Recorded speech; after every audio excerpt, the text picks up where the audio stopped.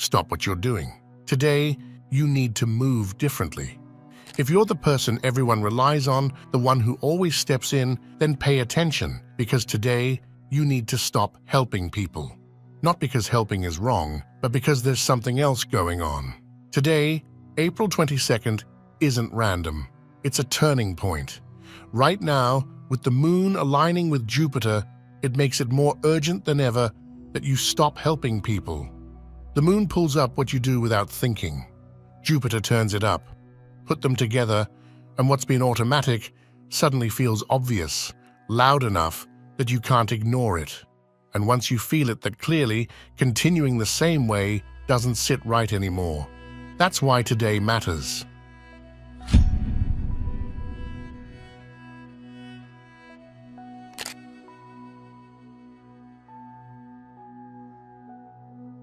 You don't like hearing this, but the way you've been helping people might not be kindness. It might be interference. Because every time you step in too early, fix something too quickly, or make things easier than they should be, you're not just helping. You're removing something they were supposed to face on their own. And at first, it feels right. It feels like you're doing the good thing, being supportive, being reliable, being the person others can count on. But look a little closer. How many times have you solved something only for the same situation to come back again? How many times have you given advice that wasn't really taken, but still expected to be given again? That's not growth, that's a loop. And today draws a quiet line under that. Not in a dramatic way. Nothing explodes, nothing obvious shifts. But there's this subtle awareness that starts to settle in. The realization that constantly stepping in doesn't always move things forward. Sometimes it keeps everything exactly where it is. This isn't about becoming distant or cold. It's about recognizing that not all help actually helps, and that for a long time now, something beneath the surface hasn't been working the way you thought it was.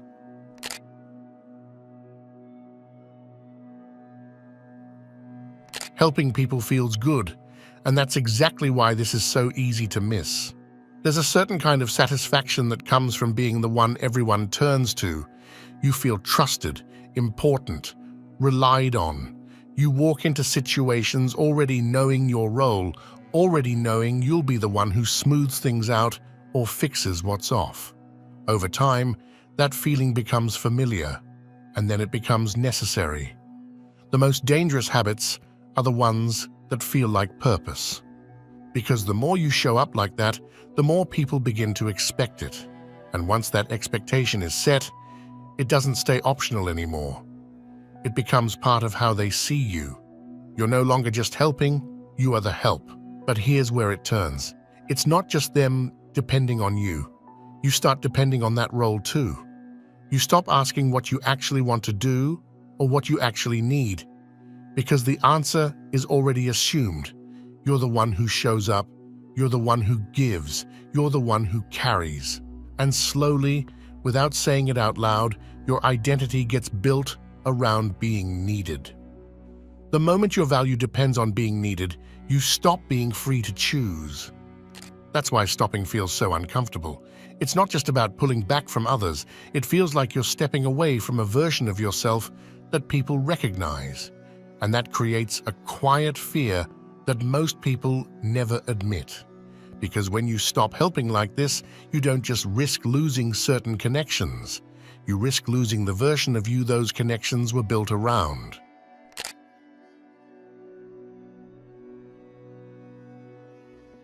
Not every problem that shows up in your life is there for you to fix.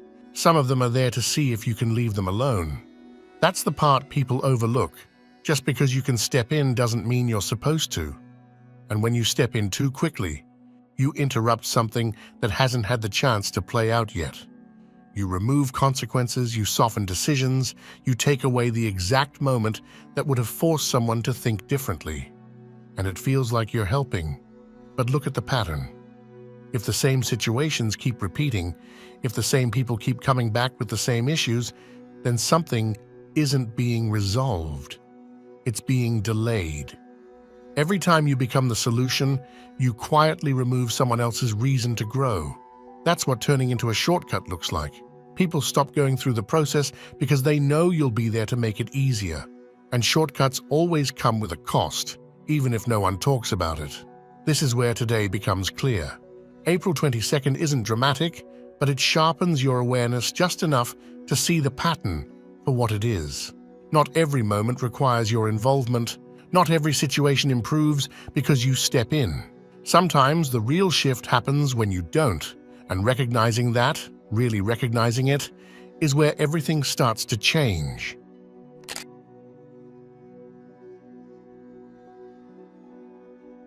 There's a feeling you've had more than once, and you usually push it aside before it fully forms. You tell yourself it's fine. You tell yourself it's not a big deal. You tell yourself that helping is just part of who you are. But if you slow down for a second and actually look at it honestly, there's something underneath all of that that doesn't feel right anymore.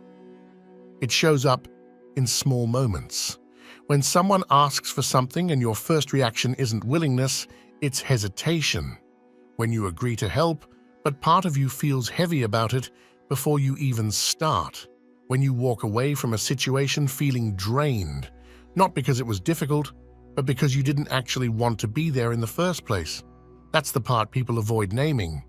The exhaustion isn't from helping, it's from helping when you don't mean it anymore. And that creates a quiet contradiction inside you. On the outside, everything looks consistent. You're still showing up, still doing what you've always done. But internally, something has shifted. The same actions don't feel the same. It's not that people are ungrateful.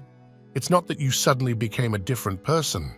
It's that something in you is starting to recognize a limit that you've been ignoring for a long time. And when that limit is crossed over and over again, it doesn't turn into anger. It turns into a low, constant tension, a kind of resentment that doesn't explode, but doesn't go away either. The moment you have to convince yourself it's fine, it usually isn't. That's why today matters.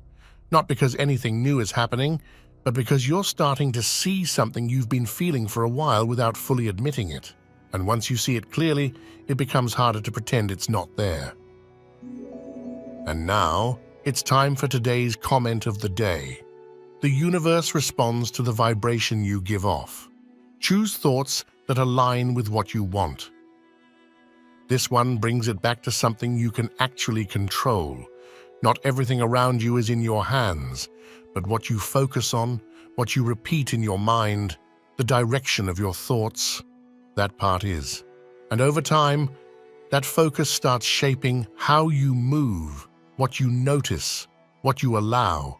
It's less about forcing outcomes and more about not working against yourself internally, because the way you think consistently eventually shows up externally. Thank you for sharing this.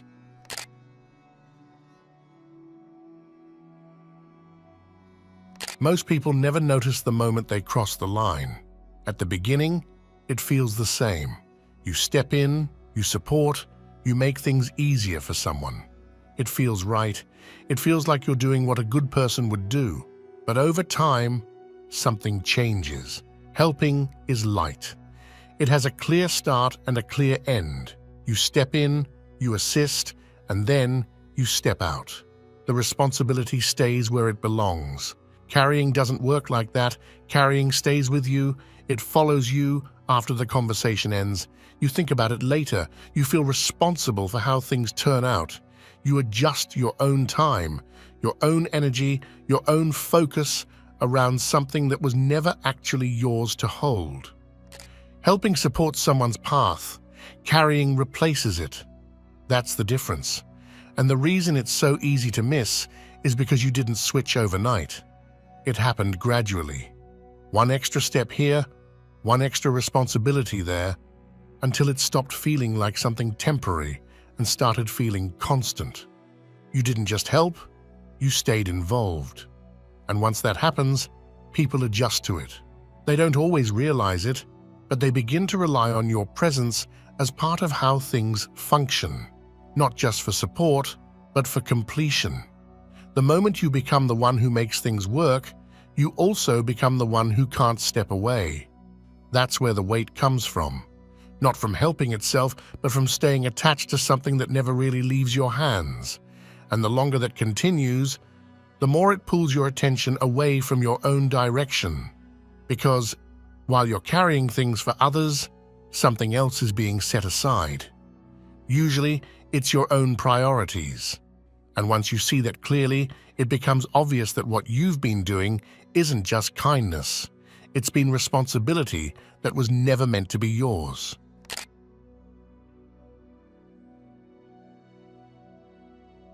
There's a reason today feels like a shift instead of just another day. The number 22 is tied to structure, alignment, and control over where things are built. It's not emotional, it's precise. It brings attention to what's stable, what's not, and where things need to be adjusted.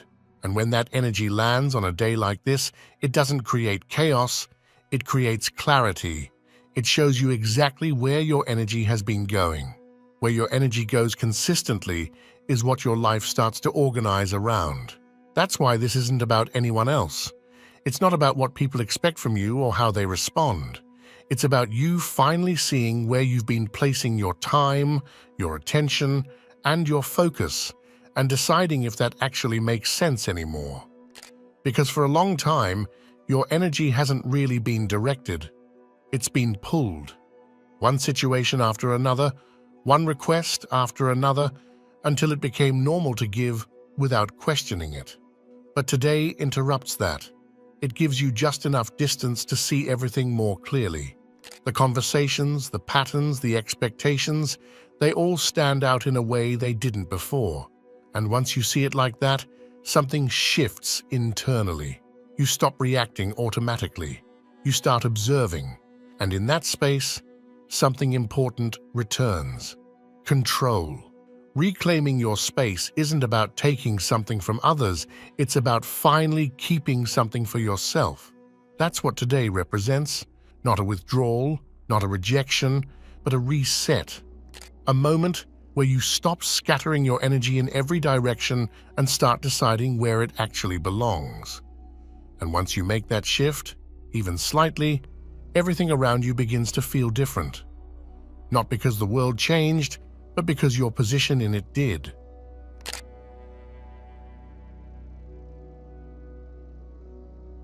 This isn't about shutting people out or becoming distant. It's about removing the automatic response that's been running in the background for too long. Right now, most of what you do for others doesn't come from a clear decision. It comes from habit. Someone asks, you respond. Something comes up, you step in. It happens fast, almost before you've had time to think about whether you actually want to be involved. And because it's so quick, it feels natural. But natural doesn't always mean intentional. Anything done without a decision eventually becomes something you didn't choose. That's where the shift happens. Helping should come from clarity, not reflex. It should feel like something you're choosing in the moment, not something you're expected to do because you've always done it. And once you start noticing that difference, you begin to catch yourself in real time. You pause, you think, you decide, and that pause changes everything. Because in that space, you start seeing things you couldn't see before. You start recognizing when your help is actually needed and when it's just expected. You start noticing when stepping in will move something forward and when it will just keep the same pattern going. Real control isn't in always showing up, it's in choosing when it actually matters. You don't lose your kindness by doing this. If anything, it becomes more real, more focused, more effective, because now, when you do step in, it means something. It's not automatic anymore, it's deliberate.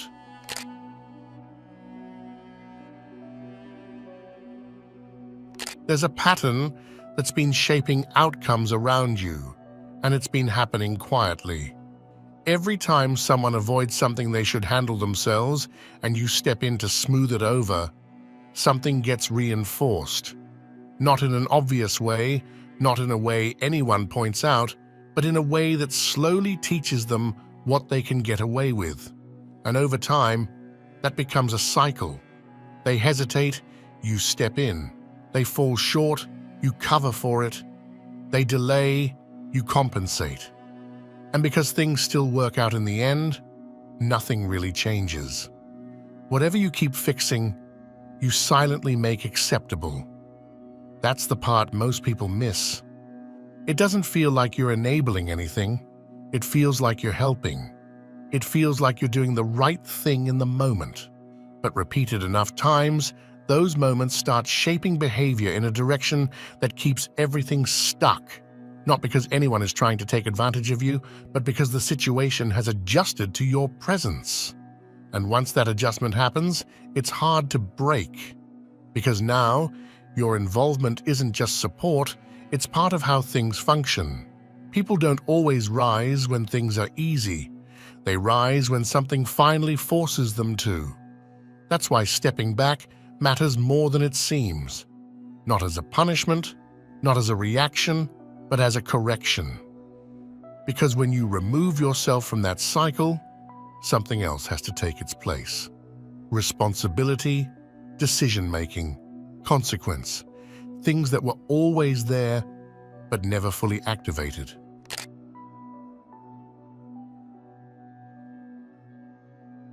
There's an assumption most people carry without ever questioning it, that being a good person means being available whenever someone needs you.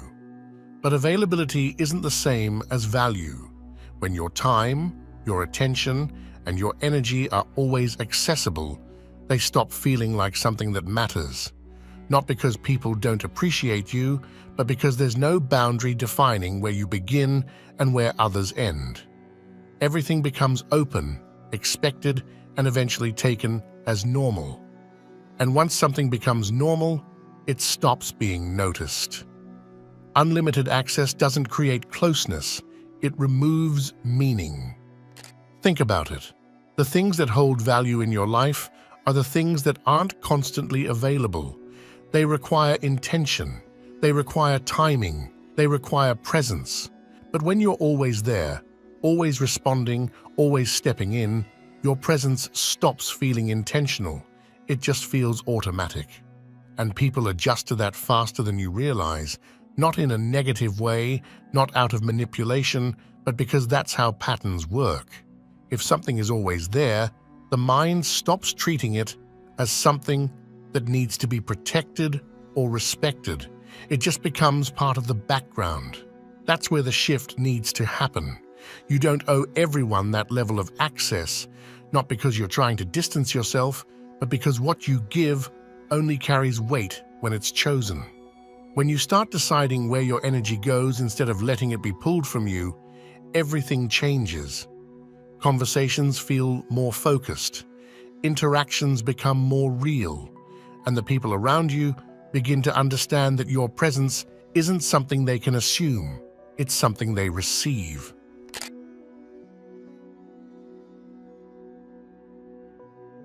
At first, stepping back can feel like you're losing something. Less involvement, less interaction, less of that familiar rhythm where you're always in the middle of things, always needed, always responding. But that feeling doesn't last, because what replaces it is something far more stable. Space. And not empty space, clear space. The kind of space where you can actually think without being pulled in different directions, where you can see people and situations without immediately stepping into them, where your decisions come from awareness instead of habit. Because now, when you do choose to help, it's different. It's not coming from pressure or expectation, it's coming from a place of decision. You're not stepping in automatically, you're stepping in deliberately, and that makes your presence stronger, not weaker. Real kindness isn't constant, it's conscious. This is where respect grows, not just from others, but from yourself. Because you're no longer overextending just to maintain something, you're participating in what actually makes sense. And slowly, without forcing it, your relationships begin to reflect that shift. They become more balanced, more honest, more real, not perfect but clearer. You don't lose anything that was truly aligned. What falls away are the patterns that depended on you giving more than you should have. And what stays is something that doesn't require you to disappear to keep it alive. That's where things get better. Not louder, not more intense, just more real, more stable, and finally, more yours. And if you're still here, still listening, I genuinely appreciate it. What you do with this doesn't have to be dramatic. It doesn't have to be perfect.